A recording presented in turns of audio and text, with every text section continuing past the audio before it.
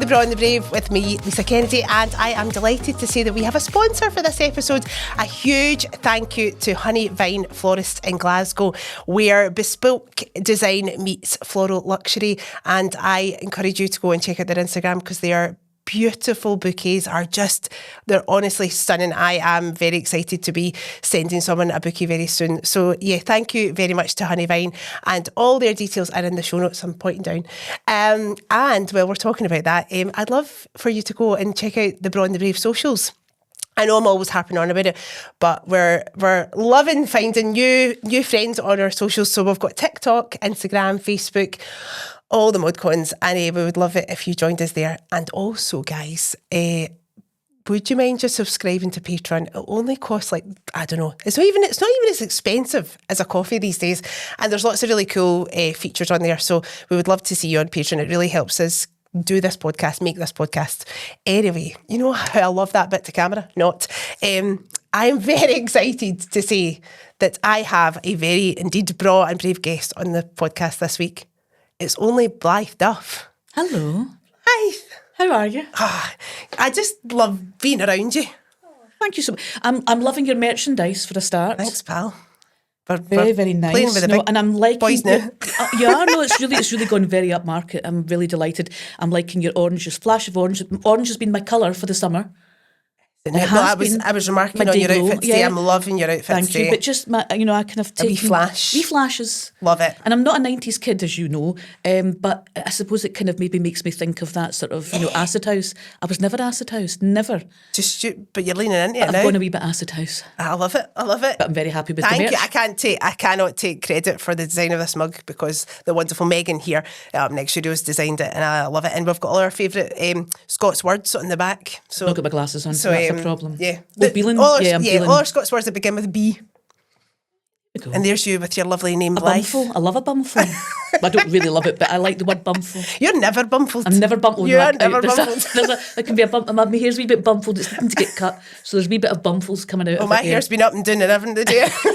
This is the joy of filming a podcast where we're talking about this, because actually the first time that we spoke on this podcast was during lockdown, and it was on the old Instagram where we're doing the whole FaceTimey thing online. We'd never actually met in real life. No.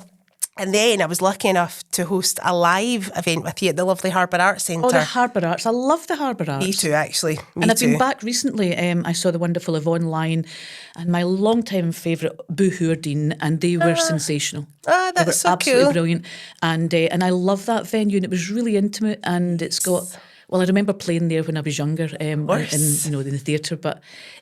I love that harbour area, and it's smashing. I've been so lucky to do the lives. It's been lovely, and I was just delighted to do that with you that evening. And I loved, we had a wee hour before we went on, actually, because at one point we both said we better stop talking because we've just said all the good bits. Because then you repeat things and you think, have I said that? And you kind of, you worry that you don't get the punchline the way that you did. So, Yes. But I think that is a hard part about wanting to just converse and not actually, as you say, giving away the good bits too soon. And conversing, chatting, blethering, telling stories, has that just always been in your wheelhouse? Yeah, I think actors do tell stories, don't they? They're storytellers. That's their go-to. They communicate, and that's whatever way they try and do that, whether it be poetry or a play or music or whatever. Just being able to communicate is just probably the most vital thing that we can all do, really, isn't it? It's about how we communicate.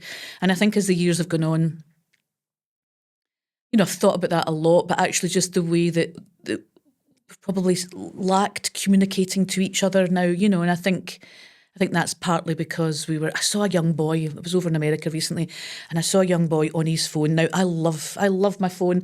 I couldn't be without it. I love the technology and I like to use it in the right way. That's great. But I saw this young chap and he was almost bent double. He had this, like a question mark. His body was in a question mark. And he was probably having a great time, and his mum was sitting there, she was having a cup of coffee, and he was maybe about sort of 16. I was thinking his spine...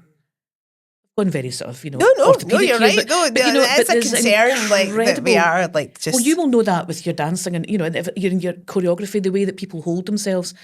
But we must all be changing shape. True story. I necks, think there you is. know. I think there is like a tech neck thing. I'm sure I've read that Head before. neck, that must be what it is. Yeah, because I yeah, saw them yeah. at one point and they did a full, a full, Yeah. Well, even like in an offices, people have got Yeah. like occupational therapists coming in and giving you the And right chair giving and the it- right yeah. this, and it's all because of computers. It's all because Yeah. we're sitting on a computer or a But, phone. I wonder whether or not because we're so involved in our phones and that kind of technology that we need to keep the art of communication going in whatever way that is. 100%. Yeah. Hence why I'm doing this. And obviously I'm asking then people to watch this or listen to this. So they have to be on a device, I guess. But for me, it's like if we can capture for me, it's about the conversation. And it's lovely that other people listen to it and appreciate it. But for me, it's just this bit. This is the bit that I love. This is why I get to do this. But yeah, sharing stories and encouraging other people to have similar conversations as to what we're having is kind of my mantra as well. Like I'm hoping that opening up conversations about different subjects or conversations about people who go and do the thing that they love, because I find that really inspiring. I just hope that then that inspires somebody else to be like, do you know what? I've always wanted to, or that person said something in that podcast and actually it's made me think. Well, that would be nice, wouldn't it? But but it's also you don't want to preach to people, or but it's about finding what everybody, because as long as you're doing something, as long as you're getting yourself out of the house or you're engaging in some form of a hobby and I'm a real hobby person. I love hobbies. Okay. I've had hobbies all my life. I really, but they've come and gone at various points. But as I've got older, I'm really, really into hobbies at the moment. So have you got like a favourite one now that's kind of taking precedence? I'm a crafter. I love paper craft. I have got a craft room. I adore it. I absolutely. Why? This is so cool. I didn't know this was you. Right, okay. It. I could sit in paper all the time. I absolutely stick bits of paper to other bits of paper. And it's my real joy. I love this. I go up to my craft room and I go shopping because I can't remember the stuff that I've bought. I'm very lucky that I'm in a sort of position but I adore it. Quite meditative, eh? Really just to great. lose yourself you know what? in You something. you have so much stuff, and anybody who's a crafter will tell you they gather stuff. Because you see the potential in everything. Oh yeah. Oh, I'm keeping that. I'll That'll keep be that. good for something. That's a lovely bit of ribbon. You keep it. Yes. It's ridiculous. And so I got to my craft room and I just love it. I like how you've got a craft room, but then I guess it makes sense because then it doesn't spill over into your whole house. You have a room where you can just shut the door. Yeah, that's the where theory. everything is. That's the theory, and I don't know where anything is. And my husband's like, how you getting on? I'm up in my craft room, and that's great. And do you gift the things that you make to Yeah, others? I do occasionally. Yeah, I sometimes get a spurt on, and then I go through phases where I don't do anything, and I have to go and buy a card, and I can feel my husband going, got all that stuff, and so I kind of think I need to just make lots of cards, but of course once you start crafting and you have a kind of paper crafting, and then you think, I wonder if I should try embroidery, and then recently I started with the knitting. I've turned into this old person who knits. And all you could hear was clicking of the needles, and I think Tom was thinking, all right, she's at the knitting, that's it. No going back. There's no going back. But knitters are really cool at the moment because they wear. Yes. So I made. I think I made 8 scarves when I was away in my holidays. We're not talking scarves. We're talking wee tippets. I'll call them a tippet. I love that word. A tippet. A tippet. You can put that on your thing. When you go to your teas, you could be there. But it's a small necktie. Oh, I like it. Oh, yeah. Very chic. I Very don't know if anybody will ever get them. Very chic. it. You haven't seen them, Lisa. They're not chic. I bet they're a wee bit woolly. Everything you do is chic. Thank you. That's I'll take so that. cool. I'm genuinely I love this. This is now I'm trying to make you have a business. I'm like, no, you need to sell these. No, because then do you know what? It takes away the joy if you have to start doing it, lots of To them. order. And Yeah. too much. But I like to make first night cards now. I kind of but the first you're night such a cards that kind people person. No, everybody in the theatre we do that, we give each other a first night card. But I have to up my ante because folks' first night cards have been really Oh, here, up wait a there. minute. Right, who's the best though? So far. Who's been the best? I've had a lot of really good ones. Robbie Jack on the recent show that I did, Small Acts of Love, he had little enamel pins. Wow. Yeah. Right. I'm not sure he made them, but Another level. He's a crafter too. He knows what he's up to. Okay. But he'd obviously designed that and went away and done it. So that kind of Wow. He's up thing. the ante Now, there. to be fair, I had a really lovely, and it was somebody on eBay that I got it, and it was a beautiful crocheted forget-me-not. And so it felt apt that was a little crocheted piece. And of course, everybody was saying, "Did you crochet that?" I went, "No." And I could have lied. I was so stupid. I could have lied right in there, but no. No, too moral for that. Night. Too moral for no. I was making sure I knew my lines for this play. That's all I was caring about.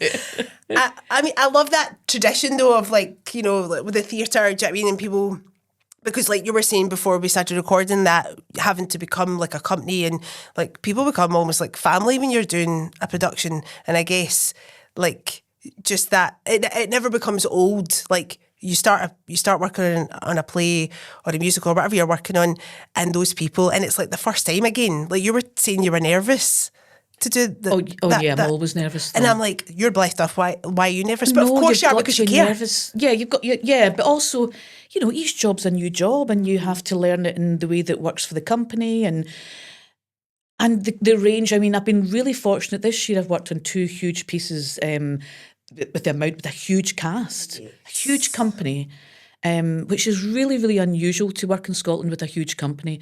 And I've been able to do it twice this year, and it's been utterly joyful. The fact that there's been such an incredible age range and an incredible sort of spread of talent and musicians, and working with musicians on stage has been utterly immense. And, you know, if I never do anything else, that's it, I'm fine. I'll just go and craft and it'll be fine. I don't need to do anything else. I've really ticked all the big boxes. I've really, things that I would have, even a couple of years ago, I would have said, no, I can't do that. I've done it this year and I'm thinking, okay. And why would you have said you couldn't do it? If I was ever thought about doing a musical before, I would have been really apprehensive that I could have done 8 shows a week. You know what that's like. That's a different vibe. It's you know, I know that if I'm acting and I have lurgy, I'll still be able to send out a performance that I'll know is not just as the way I would want it to be, but the audience might not know, you know, and that's kind of, as long as that's okay, you know, I think, right, I didn't change anything, I just had to try and adapt it, and technically I have the backup to know how to tweak it if you've got lurgy. But if you're singing and you don't hit that note, it's a bit, you know. So I've always been apprehensive, I think, of doing that. And so what made you say yes? I've been singing a lot more, and I've really been feeling, I've been singing with the right people who have given me encouragement. And stretching, you know, I've taken singing lessons, and I've stretched my vocal range, which was always quite low, and so I've sort of been pushing it a wee bit higher, which has been good. I mean, you're a beautiful singer. I've heard you firsthand. Honestly, your voice is absolutely stunning. Thank you. I mean, I'll take anything about singing, and, you know, thank you, I'll take it all. I don't need anything more than that. That's wonderful. But I've always sung. I was around, my father was in male voice choirs. Growing up, and he was very bass baritone and would harmonise to adverts on the television and, you know, to the world at war, you know, and a bit like that. And I kind of heard harmony before I heard the melody. Yes. And I think it always felt a wee bit more of an easy option to sing harmony. And so I kind of took the back seat in that thing, oh no, I'll just chime in. And so I think now that I've felt a bit more comfortable singing the melody, so that's pushed me a wee bit, which has been great. I've really enjoyed it. That's amazing. And taking you back for a second, growing up then, so music and drama and leathering, that was a natural thing in your household? Yes, my mum was very gregarious, very creative. My father was a lot older and very serious and very moral, and not that my mother was immoral, but she had a kind of zany quality to her. I mean, she was the original Carol Smiley. She would go in, we lived in East Kilbride. I was born and brought up in East Kilbride, and she would go into town and she would get these kind of books that you could buy every week. You know, they were like, oh, how to make a table or whatever, you know. And she would go and buy a bit of garden trellis and attach it to the glass door. But bearing in mind we had no car, so she would come home in the bus, the 7 to 8 bus, from the centre of town into East Kilbride carrying a garden trellis, which would be the size of a door. Yes. You know, and we would come home from school and she'd taken a door off, not the one with the trellis, but take the door off and lay it along 2 kind of drawers, and it would become this sort of dressing table. people like that. Right, that was... What's happening? I love this. But, you know, but incredibly creative and Yeah. trying to make something out of no money, you know, having had no money and, you know, trying to make something, but had a really brilliant eye, very, you know, everything was put together, the scarves and the bags and the shoes and the earrings and everything matched. And so I kind of had that lovely creative side of my mother and a very straightforward, you know, no nonsense of my father. And it kind of worked for me both because I could sort of cherry pick the bits that I needed. I mean, I don't claim to know you very well, but what I know of you, you're like a perfect like half and half of both those personalities, I think, because you're so you come into the space like you did today, and you're warm and bubbly and bright, but there's always like a sense of you're measured, and I always get the sense that you know yourself, and I really admire that, because like as a person who's always self-doubt and going, oh, what's about this, I always get the impression that you're very just like, you know who you are and you own it, and I love it, and you're so calm. You're such a you have a calming influence. Do I? My goodness, that's... But then you like, even your outfit today, I was like, I love it. It's just like, you're just very quintessentially you, and I love it. Thank you. I kind of, I think I've learned over the years, you know, how to be at certain, you know, I mean, I think I learned when I was working in Taggart, and I had 21 years experience of learning how to be with people, to be with the public and be with people on set, and have people come and go all the time and do the job. And, you know, and it kind of gave me an incredible grounding in just how to be, how to actually communicate. You know, somebody like Mark McManus taught me a hell of a lot. He was brilliant with the public. He was amazing with the press. And I learned so much from the way that he would handle himself in a situation which, you know, could be quite overpowering. And he would be able to hold the space and still find that added energy of being able to speak to anyone, put them at ease. You know, because he was quite a daunting soul to some, you know. Well, I think they thought people thought they knew him, and maybe they didn't. Yeah. But, you know, so he kind of taught me, him and James McPherson taught me my early, how do you cope with being in the public eye, speaking to the press, walking into a room that might, you know, that there's an expectation from you. that might intimidate you. And I think that they kind of taught me that. I think you have to learn these things. I don't think it just happens. I think as my daughters, who are so sharp, they talk about learned behaviour, and, you know, I think young people just now are so savvy. Aren't they? They're I'm doing really... a podcast just now with a bunch of young people. There's 3 of them.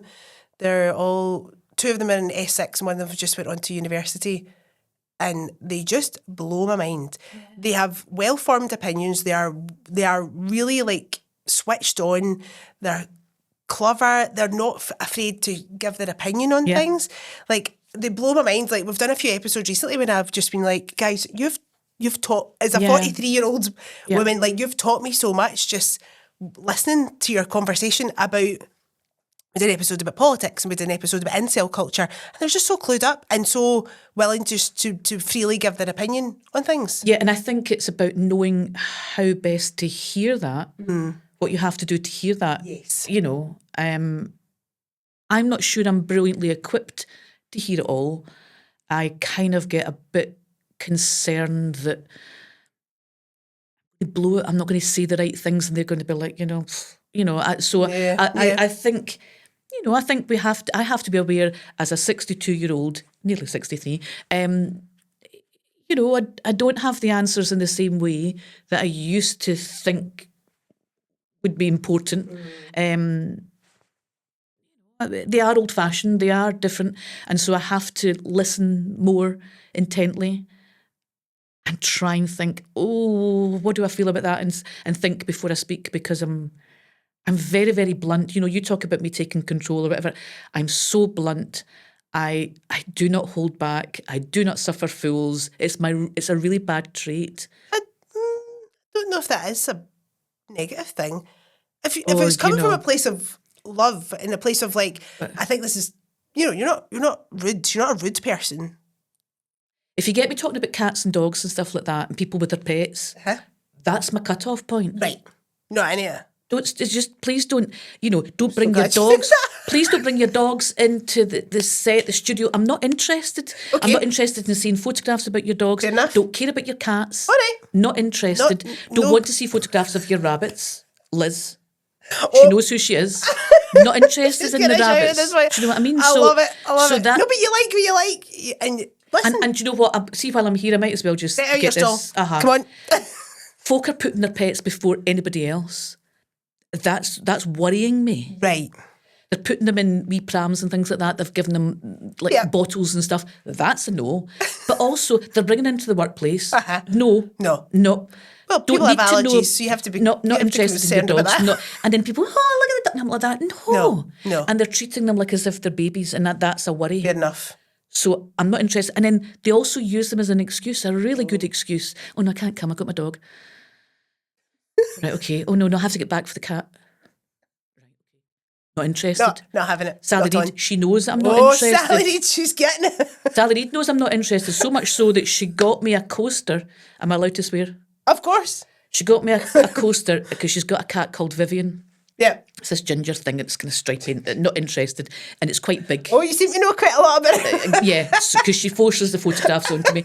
And so she got me this coaster that I see every day when I put on my makeup, and it says cat, and she's sitting there like that, right, face curled, and it says, see, this cat doesn't give a fuck about you.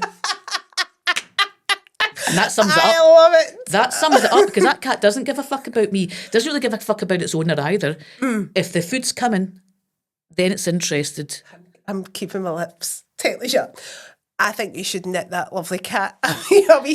She sent like Sally sends me things of cats and everything like that. She sent me like a calendar. Out of date as well, because she sent me to it in Wild Rose and it was like March or something, April. So it was really out of date by the time she sent me it. And it was every day there was a cat photograph. And then she put, Vivian's birthday and stuff like that. Do you know what? So folk know, they're now at the wind-ups because they know that I'm not interested. So, but I tell you what I do love. Horses. Oh, here. I did not. Okay. So we're allowed to talk about horses. You're allowed to talk about horses, and I'm going to tell you this. Okay. I love this. So I'm going to tell you about the horse that I have. A horse? When I was 60, because I always wanted a horse when I was a wee girl. Right. I desperately wanted a horse. I had like the brushes and stuff like that, but no horse, you know what I mean? Nice. Wee soul. So that was fine. And my mum and dad could send me to horse riding lessons, and I loved it. I loved the smell of horses. I loved to look at them in fields. I just adore that. And so I had been telling Tom, you'd always known that I'd been into horses. I still have my original riding hat and everything. So for my 60th birthday, I wasn't allowed to go into the front room or go near the front of the house. My daughter said to me, you'll need to stay in the kitchen or else we'll have to go out. Okay. Right, okay. So thinking, this is my birthday present. Yeah. We'd done up her front room not that long ago. And she said to me, do you know what it is? I said, is it a coffee table? Because I knew we talked about, should we have a coffee table in the middle? Yes. And I thought, Tom's obviously found some kind of fancy coffee table. And then I get blindfolded and I get taken into the front room and there is a 16 hands high horse. It was covered in cardboard and it had Blythe's Beauty on it. And it is made of, what do you make of boats? The boats are made of, it's not plastic, it's like... Carbon fibre? No, it looks like it's fibre. It's like, fiberglass. 16 hands high. In your living room? In the living room. I love this. And it's the most incredible thing. It's got lovely kind of, almost like dimples in it. It catches the light. And he said to me, look, we don't have to keep it in the living room. And it's still there. And I love it. And to be fair, you sit and you think, that's a horse. And then after a while, you forget he's there. That's so and cool that he did that. Hamlet. Oh, here, of course. Well, yeah, but for a couple of reasons. Okay. My brother-in-law, who sadly died very suddenly, Jamie, was really, really into Hamlet cigars and loved a bet on the horses. And so it felt like, that's a perfect name. So what Hamlet, a present. It's a fantastic present. That was so thoughtful. It was really and really thoughtful. quirky, which I'm very And much then enjoying. it came in a horse box because you couldn't just bring it down and so it actually came in a Oh, horse I box. thought you thought you were getting a coffee table. I'm getting a coffee table. No, I'm getting a horse box. You're getting Hamlet. And getting Hamlet. And so it's extraordinary, and I have been on it. Have you? Yes. I love this. Is yeah. I'm just thinking of all the Halloween costumes that you could. Well, I don't like people coming in and taking photographs of it or anything. I don't want him to be plastered all over social no, media. I'm not interested because he's mine. And do you know what? His mouth actually opens, so you can put a bridle on him. I had to buy a bridle from Amazon, and I didn't even know how to strap it up. But I thought it'd be fine. Yeah. But because it was a wee bit like why the long face, because it had a very, very long face. So I put this bridle on him, and he looks amazing. Why I love this. It's amazing. It's just wonderful. I love him. I don't have to feed it. I don't have to clean it. I just have to give it a wee dust. I like dust. And you can't use it as an excuse for not going to things. No, that's no. I need to go home for the horse. Maybe I could start. Listen. That's maybe new. You've missed a trick here, by the way. Back to the horse. I really can't come at your party. But of course, back with the horse. Because my wee niece, my wee great niece had come in and she hadn't seen it before. And she was maybe about 3 or 4. And she looked like an emoji when she saw it. She was like, I feel like that was my face. She was saying, I thought it was like as if to say, is everybody seeing what I'm saying? I mean, I know he is. I know Hamlet is an actual horse, but I did think you were going to say it. And I was thinking, what's the deal with the living room? Because they wouldn't have brought a real horse in the living room. No. But, I mean, might as well have. It's adorable. I love it. I think there's one in British Airways, which is a light. I think it's got a lamp stuck in it or something. Right. But mine's just straightforward. That's it. I adore this chat. So I do have a bit of a heart about animals. Yes, you do. It's just that it's when folk all prissy and everything. I'm feeling for Sally Reid now. Like, oh no. She's not caring because she loves her cat. Yeah, she loves her cat. You're Yeah, and she's very happy. But and I guess working in all these amazing projects, you obviously briefly mentioned Taggart and Wild Rose and the play that you've just done at the amazing opening of the new Sits. Like, it's all these people that you do collect along the way, all these people that you meet and stories that are passed and the connections. And I guess being on Taggart for so long would have been very much about the people that you're working with and the stories that you collect. Yep. And I met, there was a point where I could have almost been a casting director because I'd worked with so many people that folk would go looking for a young guy who's thinking, I'd go, okay, them, and my mind, I can't remember folk now, I'm ridiculous, it's so annoying, but I used to remember the episodes and who did what, and I kept everything, as maybe I keep everything, and I had the scripts, and so I would know who people were, and so, the amount of folk that I met, it's really funny actually, there's my son-in-law to be was watching Traitors the other night there, and he texted me. We'd just come home from holiday, so I hadn't caught up with it, so we were binge watching it. And he texted me and said, "I've just seen that Mark Bonner was in Taggart. Do you think he'd be a good traitor?" And so I was like thinking, "Wow, that's really funny that there's people from."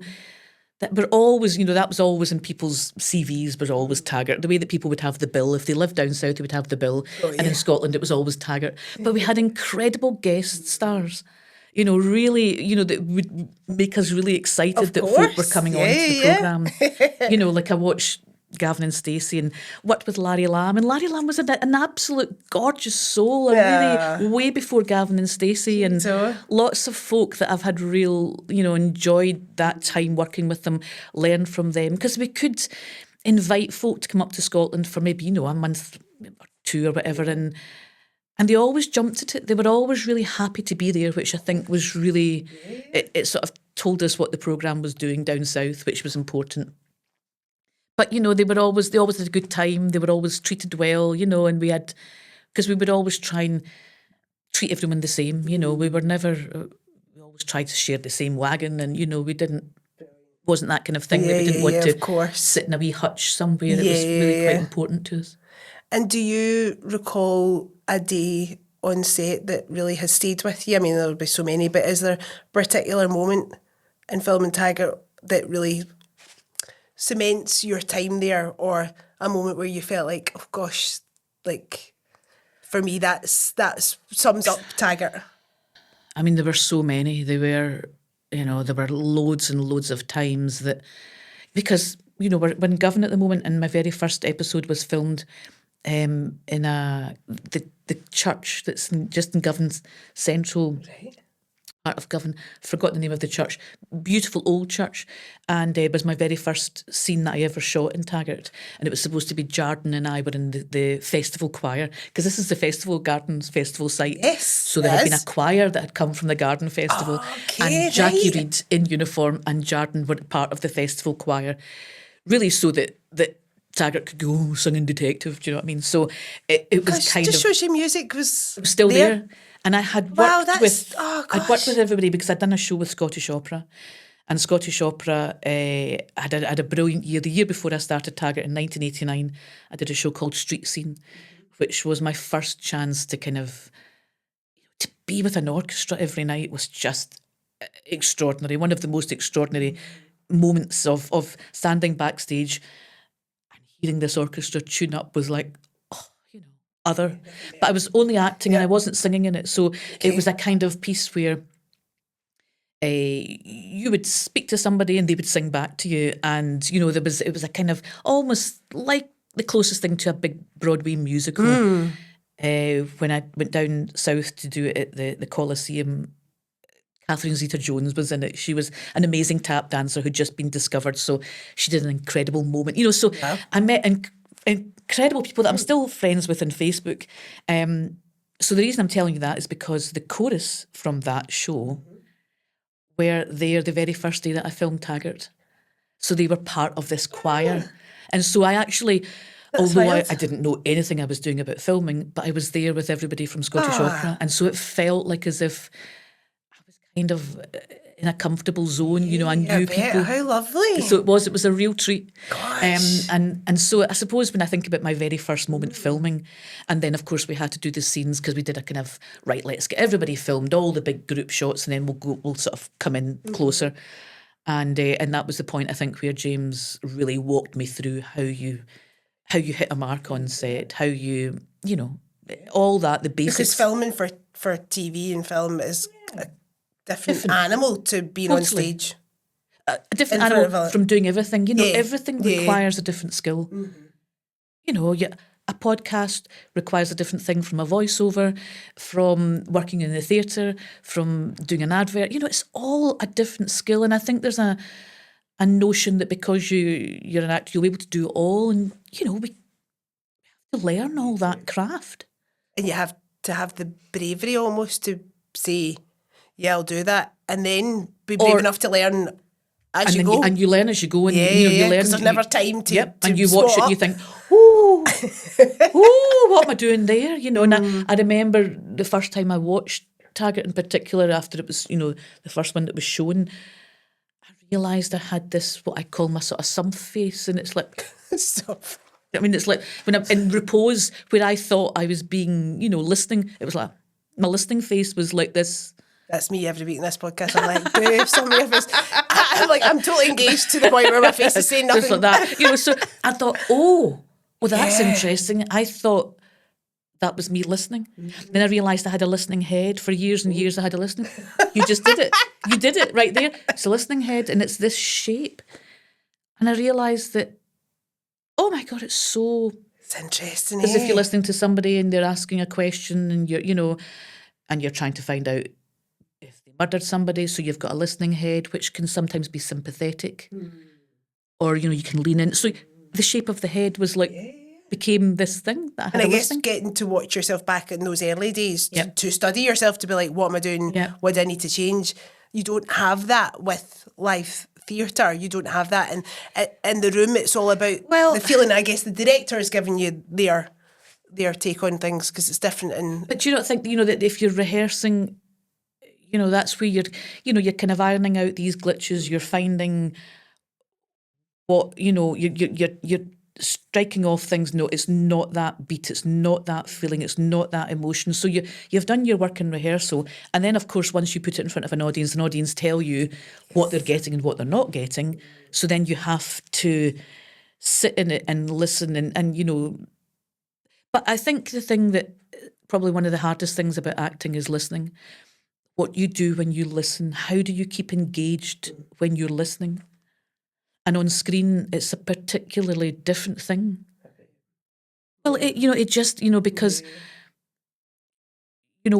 what you need to do to listen and respond and not overact. And, I found that was probably the hardest thing to do, is just how do you keep engaged when you're listening? Yeah, and zoning out everything else that's in the space, I would imagine, as well, in filming. Do you know what I mean? You don't have the luxury necessarily of a quiet space where everybody's engaged and everybody's...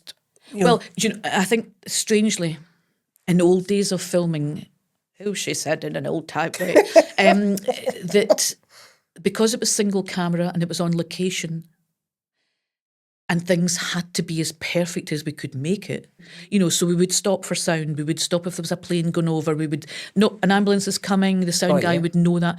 So I got into that pattern of, we will not continue if there's anything. So I became super aware of all things that were going on. Yeah. And therefore, when I stopped filming so much and I would maybe do a video thing and folk were, and we're carrying on, and I'm thinking, we're not stopping for that plate. So I can hear something. Yeah, I can hear it. Yeah, you're tuned in. I'm alert to that. Yeah. And so I realised that was my learning of working in front of a camera was everything was very particular. And when it's not that, I get thrown. I'm a bit like...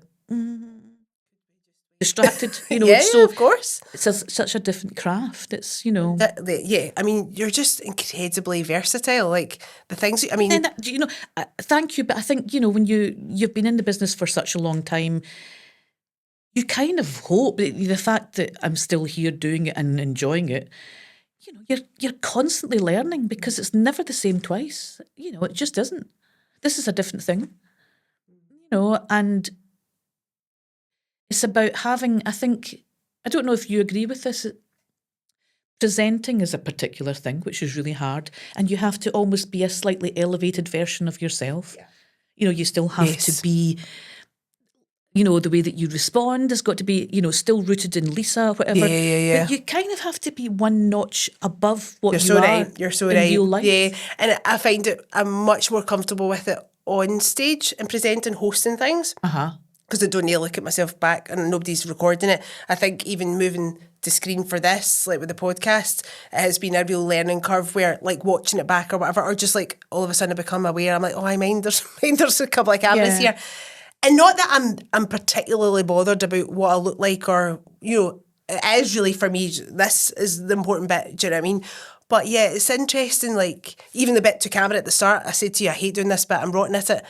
This, the conversation's fine, it's just these wee bits, and it is us learning, and it's just doing it. And once you've done it once, you're like, right, okay, I didn't die. I didn't fall down a big hole. And then I could you'll maybe get do it better. again. But also, people will soon tell you if you're doing it right or wrong. I will tell you. Yeah, and so I They'll think, tell you all right. That I'm actually glad I was filming it in the years when there weren't cameras and phones, and, that if folk were wanting to speak to you or stop you, it was to sign an autograph.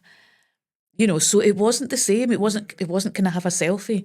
And so I kind of, now don't get me wrong, you still had to kind of, that turn out of a day, and you still had to make sure that, you felt you were ready to, if somebody was going to speak to you, you were feeling okay about it, and your family had to feel like that. But now it's different, because you've got folk going, can I get a set? Or they're taking it when you don't know.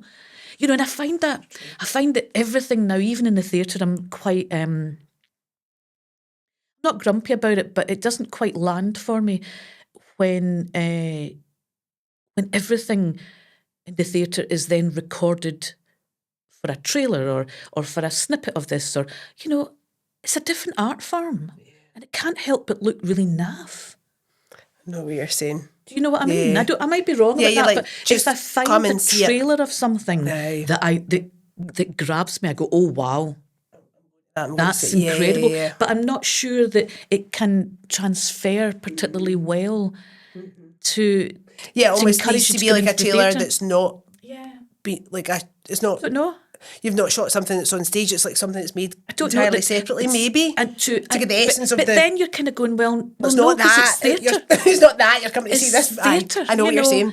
And so we're trying to kind of squeeze it into... Now, I understand why. Yes. And it has to be sold, and I get that. Yeah. And, getting people to come out to the theatre is a really hard job. The show that I just finished at the Citizens, Small Acts of Love, which was a really, really sensitive, beautiful. The tone of it was, Dominic, who directed it, just the tone of it was beautiful. And it had to be, because it's such an emotive subject. It was about Lockerbie.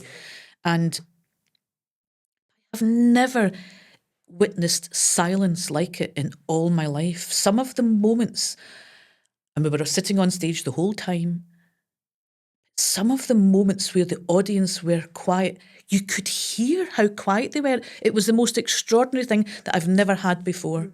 Mm-hmm. And then you go, oh, we are actually able to, as a listening community going to the theatre, we can be quiet. Can actually. Such a huge issue. It really is. Yeah. And there is a fear that, the watchers, because of course every time everybody's got so there's a light comes on and sees your face. It's very hard to block that out. And I wonder whether or not in some theatre situations we need to find a way of how we embrace the technology that's around us just now and bring it into the space and not try to block it. I mean, I think musicians have done that really well in concerts. Yes. They've said, let's all have your lights on at the same time, and so that's that moment, and now that moment's done, and you they can put it away. That their own moment. They've owned that. Totally. They've taken it, and I think it's really hard. Yeah, because I think with some artists have maybe made people put phones in lockers and that, and it almost feels like I kind of they want to rebel against that. You're telling me I can't have my phone, and I get it. It's just it's tricky, but almost like for a lot of the kind of backlash of even people singing at musicals and things like that. And again, I get it, and it's obviously out of respect for the actors.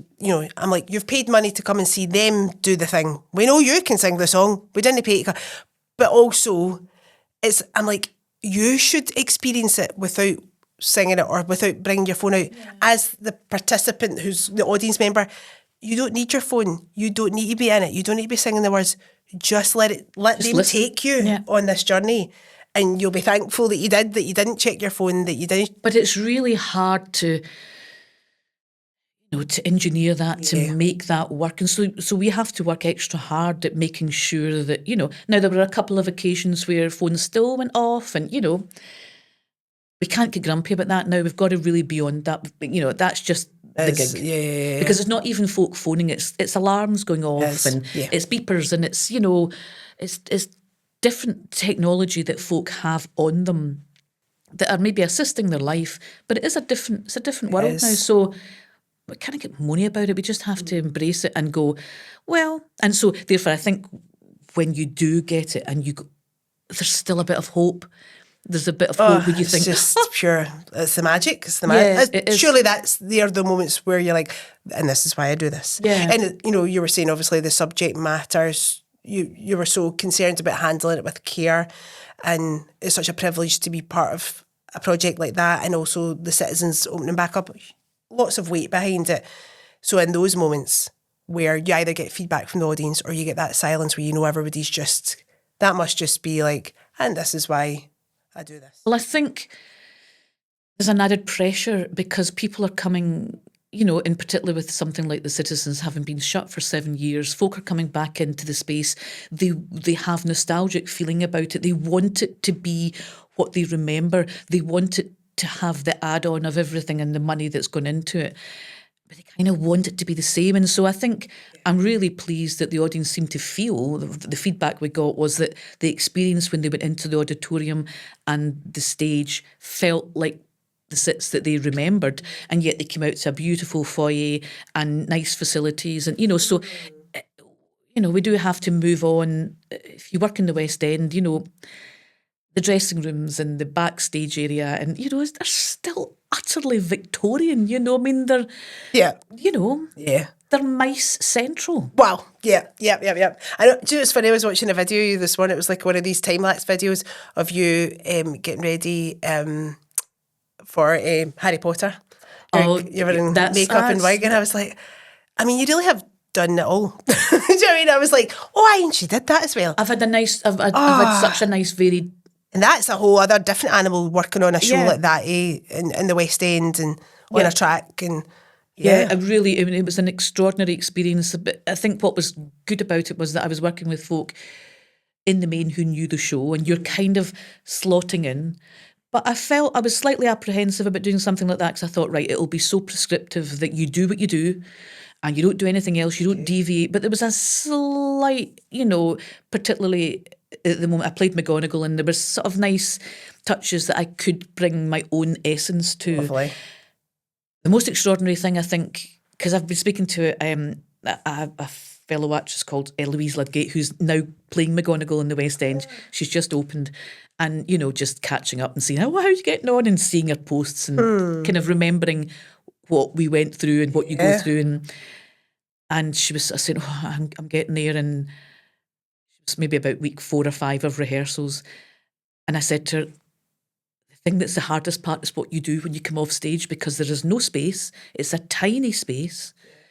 And you might get taken out by a staircase if you stand in the wrong spot. So actually, that's your main concern. Choreography off stage was much more yourself. vital than the choreography on stage, because you can't stand off stage ready to come on because something's going to come flying out. Right. So you're literally standing there trying to be thin, like a thin person, waiting for your moment to walk on the stage. Now, as the track goes on and you're doing it every day, you stand there, you walk there, you think, you take the thing, so you knew that. But for the first couple of weeks, you're still thinking, I'm on the road. where do I need to be? Where do I need to be? I can't imagine the anxiety. Like, it's a different kind of anxiety. It's and I mean, I have never been in a show where the queue round the door and you knew there was never going to be a night where we don't really have an audience. Yes, we might have to cancel. No, so it was literally queued round.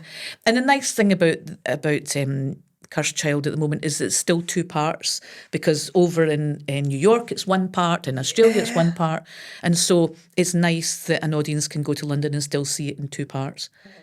But I wasn't really up on Harry Potter. I wasn't a massive... I'm your pal. Yeah, I've not hadn't really watched the films, and I hadn't read the books, and so... Yeah. I mean, they tell me it's amazing, but absolutely. But of course, I knew nothing about Bertie Bott's sweets and all that. I was like that, nah, don't have a clue. And so I was slightly apprehensive that if there was a night where I ever dried or somebody threw me a different line, I wouldn't be able to improvise because I had no clue. Love this. I had no clue about any of the spells or anything like that. I could not have got myself out. Bibbity bobbity boo. I would maybe... Alakazam. I would have been probably trying to, think I hopefully had a cat. The only time I ever wished I had I'd be going off to my cat mode or something. I don't know. I'd never really thought about what I would do if I, You're a seasoned professional. You didn't need. The only sad part of it was that it got cut short because of COVID. And I was due to start rehearsals on the Tuesday for another year, and I didn't think I was going to stay for another year. But we were down in London. We had a really nice flat, and we started to kind of embrace the London life, and it was really lovely. I really enjoyed being in London, being in the centre of town. Because you know what it's like. You go to London and you're kind of all these wee satellite villages and everything, whereas we were just off the Strand. It was really handy. The people that I was working with were just fantastic. And so we were about to start re-rehearsals and COVID hit and we came back home, and then I didn't go back down for various reasons, but it just felt right that I had done it. And it was lovely. It was a really lovely show to do. The track was really, that McGonagall's in the first kind of 3 parts, because it's a 4-part show, and by the 4th part, most folk have kind of petered out, So I could put my jeans on, trousers on, underneath my costume for the bow. Oh, really unprofessional. Really, really, really unprofessional. But I could not out, hat off, wig off. That was it. Out the door. I'm done. Done. Love that. Chin chin cheerio. I was like, that's it. And, see the water pals. Loved it. Thank you. That's it. Goodbye. When I go to see you in a show next time, I will never be like, underdress again. I won't be able to do. But it was just because actually the costume, the McGonagall costume, is so beautiful, and that when I first got it fitted, by the end of that year, you're because I also played the trolley, which you're flying about in a flipping. Yeah, it was the trolley witch that you were getting made up for, and that. Right, so it's this revolving train, strangely, that revolves around, and your hands grow and all the rest. And But by the time my McGonagall costume at the end of that run, I'd lost so much weight getting whizzed about there that I could actually put my jeans on underneath and nobody would know. Whereas at the start it would have been a wee bit neat. I think, nah, I can't underdress for this. Yeah, the physicality of like what you do as well. But do you know what I also mean? know that yourself, is that, once you're up and running in a show, and particularly if you're doing something in the West End and you get to know your track and you know what, you're not cutting corners on stage, but you're just finding your way through it. It is that choreography of just being like, right, I know what because I need to it's do. a lot. I mean, any show that you're working on, it is a lot, and it sort of can be all consuming. So I guess you've just got to find those wee tricks in the trade almost for yourself, just to be like, And if it means I get out 5 minutes earlier, or if it means that's it. it just makes life easier. And maintenance, and also if you're doing that, everybody that works in the costume department are getting your costume quicker, and so. That's how I very efficient, guys. You're welcome. Not that I was underdressed, but they didn't know. Well, maybe they did. But also I'm of that age where I'm like that. Sorry, not sorry. But it was a really lovely experience, and it was a chance. I'd worked with John Tiffany a lot over the piece. I've worked with John Tiffany when he was a trainee director, and so our paths have kind of crisscrossed over the time. And it was lovely to work with him at the start of the year on something that we were creating together, because by the time I came into Harry Potter, the show had been made. Sandy McDade, who I used to be at youth theatre with, had originated the part in the West End. Gosh. And so it was really lovely to do that crossover. And she'd done it for 3 years, and I was the next McGonagall into the West End. So it was lovely, and she's a brilliant actress. So she had made a very clever track. She knew what she was up to. But, yay! Thank you for that. Thank you for that, Sandy. Forever and dead. Yeah, you're talking about the paths crossing. That is the thing, the way of it, and someone like yourself who's been doing this, have got an extensive career across TV and film and music. I mean, we've not even scratched the surface, because I saw you very recently performing, and it wasn't on stage as an actor. No. With Lacunas. I mean, see that night, I was like, is there anything she can? Honestly, we had such a beautiful day. It was exquisite. I mean, your singing voice, the spoken word, the music, the courtiers, it was absolutely beautiful, Blythe. I loved it. And I was just in awe of you again. I'm like, oh, thank you, Lisa. It's such a beautiful project. It's gorgeous. I've said this to you over the piece, even this, I surround myself with people who know what they're up to. If you're going into You're one of them. if you go into a different world, then you need to know you've got somebody's got your back, and so when we did our first podcast together, when it was I'd been working with Cammy Barnes during COVID. Yes. He's up here. And that was kind of first time that I'd sort of dipped into the music side of things when we did a version of Fairy Tale of New York. I loved that. Which really, really landed. That's got such a special place in my heart, because my partner and I met originally on a show, and that was our song in the show. And cut to 20 years later, we then got together. And so we played husband and wife in that show, and then we went our separate ways, and then came back together. So that song for us is so important. So when I remember, and I wasn't with him at the time when you did that song, and I was like, oh gosh. And it's so funny because he's got links to Cammy, and it's so it's funny how we just all start merging and but it was such a beauty, and the film for that song, it was just stunning. It was and that beautiful. was done during COVID, where we were, socially distanced. Michael J. Ferns, and he did such a beautiful job. Another podcast guest. He's an incredible human as well. He is an incredible human, and he knows what he's up to. Was it his granny's living room? They filmed Taggart. Yes, and that's how I first met him, is because he was a wee boy, 13-year-old boy who got the day off school to watch us filming in Taggart, and he got his photograph taken with John and I, and he told me this recently, and he was and it was so lovely. He got it blown up to a huge big thing, put in a frame, and he had it on his bedroom wall, and he eventually owned up to me not that long ago saying, I do have a huge in a gilt flame, which was so lovely. But I had watched him during COVID, as he was one of the first directors to remotely do an advert. Incredible big advert. Well, it wasn't just a sort of, a small thing. It was a lot. Yeah. And he did that remotely, and I was watching his work, and I'm thinking, he's got an incredible quality apart from anything else. He understands editing. He knew a lot about the business, and so he managed to come along and do the video, and it seemed to land at a point where people kind of needed it. They were missing their families. They maybe were missing their kids. We couldn't get to see each other. So when it came out, and Cammy and I just sang that one day. Came across to the house, we sang it, and I think it was something that's kind of stayed with me, which is really important. Let's just record this. We don't have to do anything with it. Mm-hmm. It can be for us. Make a thing. Just make a thing. Just make this. This didn't exist yesterday. It exists now. Yes. And then we can decide if we want to do something with it. Now, I think he was doing that because I think he was thinking, I can't believe. Because Cammy and I had worked together in the James plays. We'd played mother and son there. Yes. And I think he was thinking, this is sitting here and we're singing, so that was all right. But there was something that happened the process. Within that that worked. And once we started to see it as being a mother and son relationship, then the rest of it all just kind of fell in. And so that was where I'd first done a lot more music sort of orientated things. And Malcolm Lindsay, who for the last 6 episodes of Taggart, who is a composer for film and television, he did the last 6 episodes of Taggart. We'd met there, and then when I did Fairy Tale of New York, he said to me, do you want to come up? And he's got a studio up in Bearsden. I didn't realise it was a Taggart connection. Yeah, and so he said, do you want to just, I think I liked what you did. I hear you're singing a lot more. Do you want to come? I've got some songs. We could maybe work out a few things. He invited Yvonne Lyon, the most beautiful singer-songwriter from down in Greenock.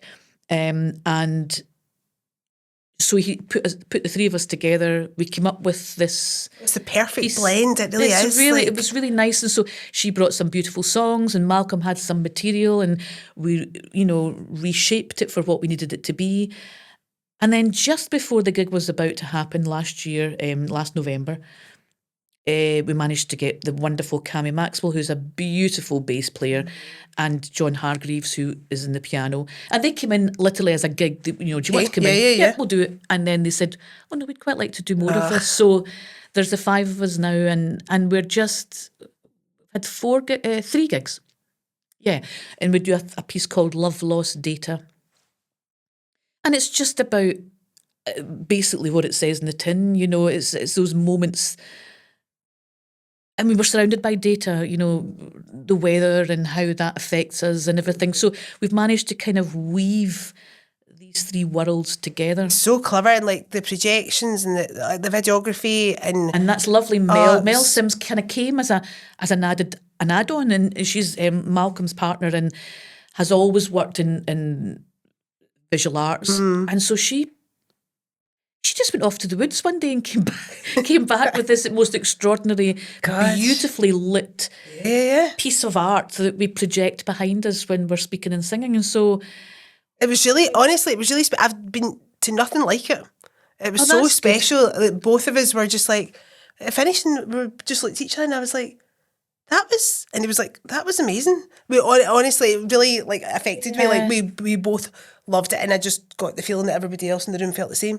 Yeah, it was gorgeous. I think what's interesting is that we've taken a kind of brave decision that we don't speak through the pieces.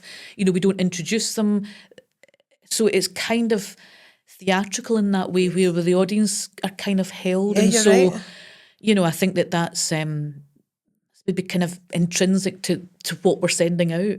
Yeah. And it's quite brave, because Yvonne, who does such a brilliant show, but her connection to the audience is the really important part of her gig.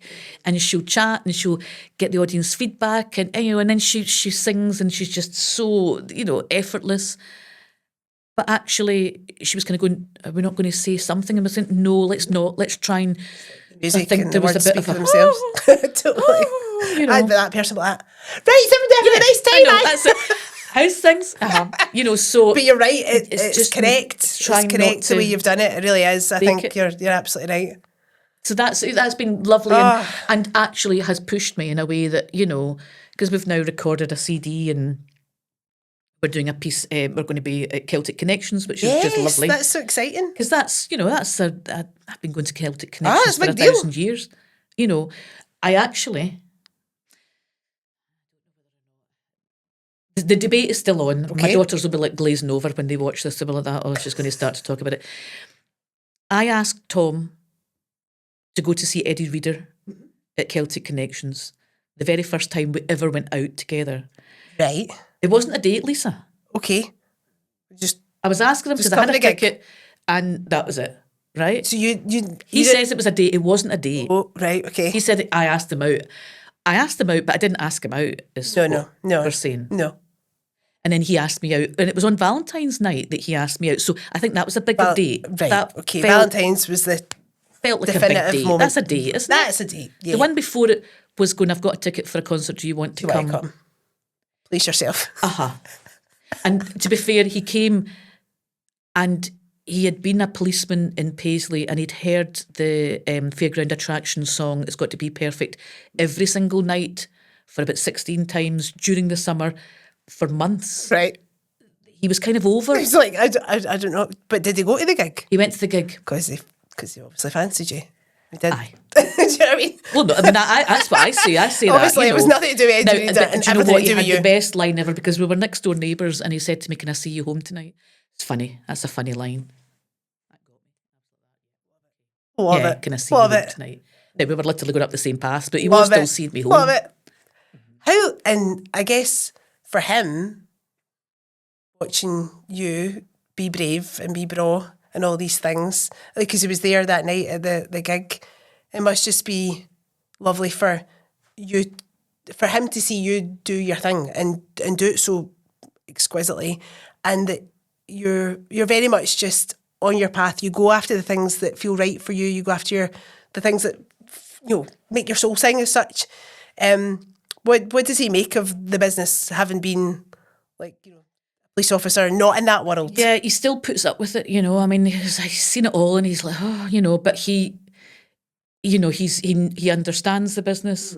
He gets it. He loves the people that we meet. They become friends and he can hold his own. He's very selling the comfortable. CDs well that night. He's very comfortable in his own skin.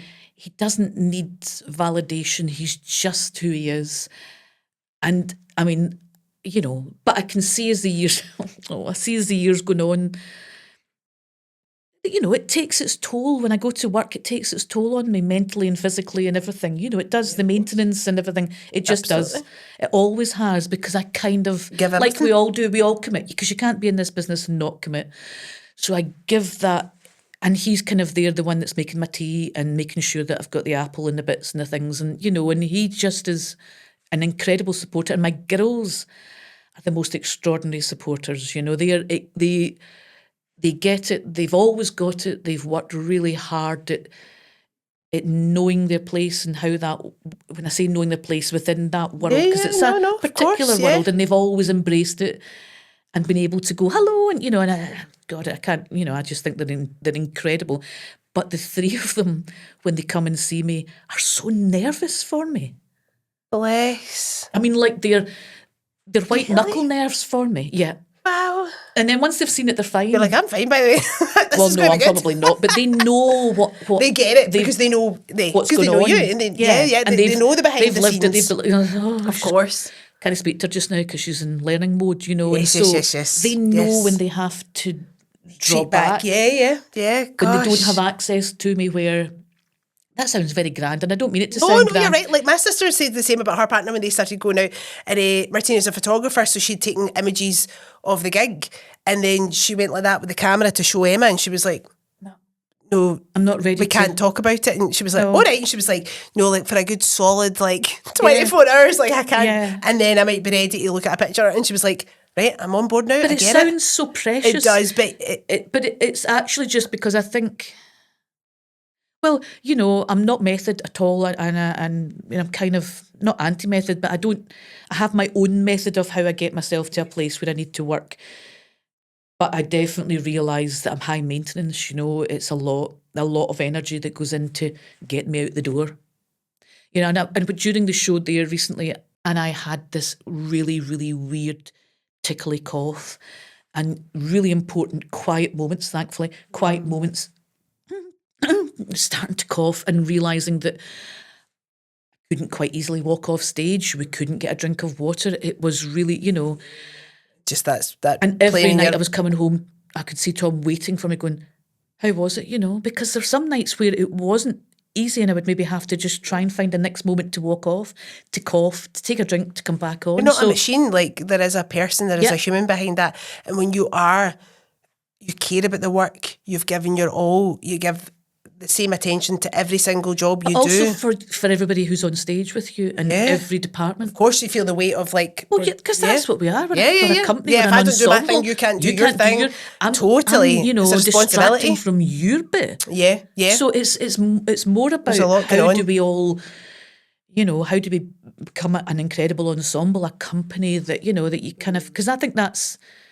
And it showed, everybody could see it. They could see it. They knew every single one of us had eyes on. We were never a moment where we weren't supporting each other on stage. And that happens all the time. It very rarely doesn't happen. Particularly in Scotland, the amount of talent out there that...